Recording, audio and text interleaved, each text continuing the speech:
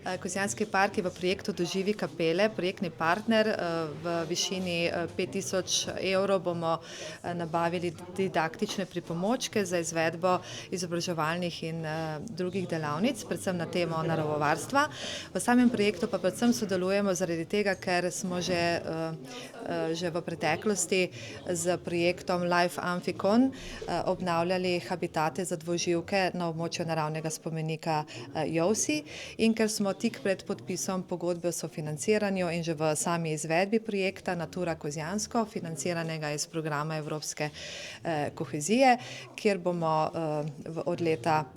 se pravi 26 do 29, obnovili 100 hektarjev zemljišč na območju naravnega spomenika Jovsi in se nam zdi zelo pomembno